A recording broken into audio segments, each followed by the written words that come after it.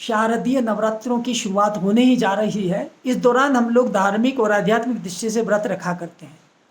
तो आज के मिलावट के दौर में और उस कालखंड में जहाँ पर तिरुपति बालाजी के लड्डू जैसा विवाद पैदा हुआ है, उस समय हमें बहुत ज़्यादा जानने की आवश्यकता है कि हम क्या सेवन करें, क्या इस दौरान सेवन नहीं करें। तो ये जानकारी आज मैं इस वीडियो में यही आपको देने जा रहा हूँ। आप इसको ध्यान से समझ लें। श्रीमद् भगवत गीता में कहा है, 17वां अध्याय का 10वां श्लोक है, यात या मम गतरसम पूति पर्युषितम चयत उच्छिष्टम चापि चामेद्यम भोजनतामस अप्रियम। भगवान कृष्ण कह रहे हैं, यात यामम, जिस भोजन को पकाए हुए 3 घंटे से ज़्यादा समय हो गया है उसका सेवन नहीं करें।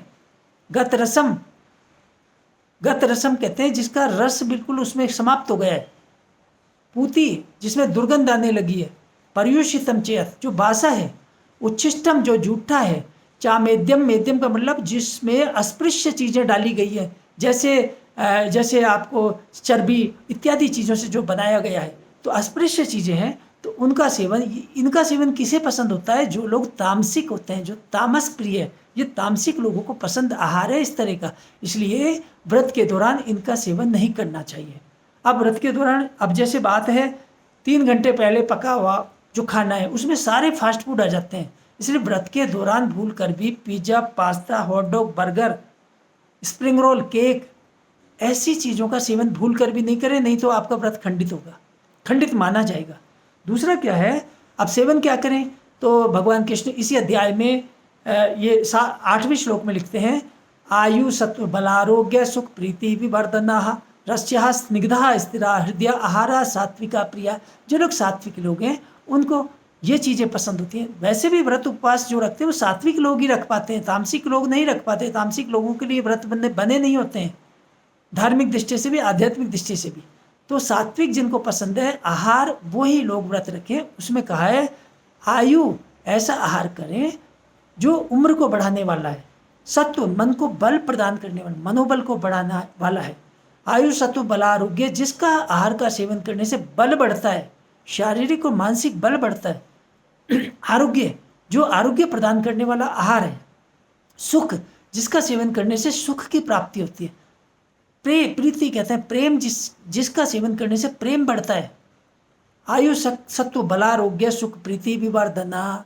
रस्या, जो सरस है। स्निग्धा, जो चिकना है, जिसमें स्निग्धता है। स्थिरा, जो पार्थिव गुण युक्त है। हृदय के लिए जो हितकर है। ऐसे आहार सात्विक लोगों को पसंद होते हैं, तो व्रत के दौरान इन्हीं का सेवन किया जाना चाहिए। अब हम यहाँ बता देते हैं, जैसे आजकल बहुत सारी चीज़ें हैं, देशी घी नकली पाया जा रहा है, तो आप देखिए व्रत के दौरान देशी घी, बिल्कुल प्रामाणिक देशी घी लीजिए, अन्यथा आपको उसमें किसी भी प्रकार की चर्बी इत्यादि की मिलावट हो सकती है। जिलेटिन वाले कैप्सूल, दवाइयों की बात करें तो जिलेटिन वाले कैप्सूल इस दौरान सेवन नहीं करना चाहिए, क्योंकि जिलेटिन जो 2 प्रकार के होते हैं, एक हार्ड जिलेटिन कैप्सूल होते हैं, दूसरा होता है सॉफ्ट जिलेटिन कैप्सूल। दोनों ही प्रकार में जानतव द्रव्यों का उपयोग किया जाता है। एक प्रकार से इसको नॉन वेज स्रोत कह सकते हैं। इसी प्रकार से चॉकलेट मत खाइए। चॉकलेट में सुनिश्चित करें कि ये कहीं नॉनवेज से तो बनी हुई नहीं है, या इसमें जिलेटिन तो नहीं डाला है। फिर इसमें देखिए जेली, जितनी भी जेली है, ज़्यादातर जेली में ये नॉनवेज डाला हुआ होता है, जिलेटिन। च्युइंगम में भी जिलेटिन होता है। बच्चों को भी मत सेवन कराने से पहले सावधानी से उनको सेवन न कराएं। सोने चांदी के बर्क, जिन मिठाइयों पर सोने चांदी के बर्क लगे उनको भी सेवन नहीं करना चाहिए, क्योंकि सोने चांदी के बर्क का निर्माण भी उसमें एक प्रकार से हम कहते हैं कि आंतों का प्रयोग किया जाता है, आंतड़ियों का प्रयोग किया जाता है। इसके अलावा जो बहुत सारे लोग व्रत के दौरान शहद का सेवन नहीं करते हैं, क्योंकि उसमें भी जीव हत्या हुई होती है।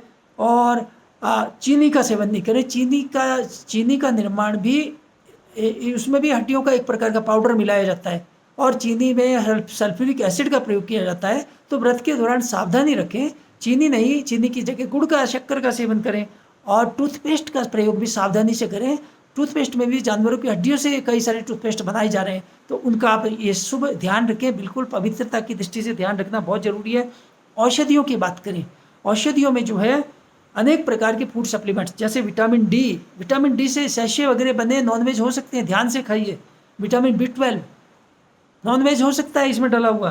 कैल्शियम के जितने भी बाज़ारों में चीज़ें मिल रही हैं उनका देखें, उनमें रेड मार्क और ग्रीन मार्क ज़रूर देखें, व्रत के दौरान फिश ऑयल कैप्सूल उसका सेवन बिल्कुल नहीं करें इस दौरान। नवरात्रों के दौरान यदि आप इनका सेवन करते हैं या कोई कराता है तो ये एक प्रकार से आस्था से खिलवाड़ ही होगा।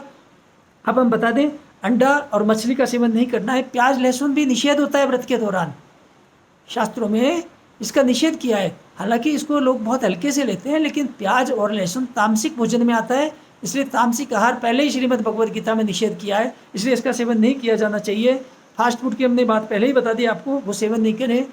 अब जो चीज़ें सेवन की जानी चाहिए, जिनका सेवन करने से आपका व्रत नहीं टूटेगा, वो मैं आपको बता देता हूँ।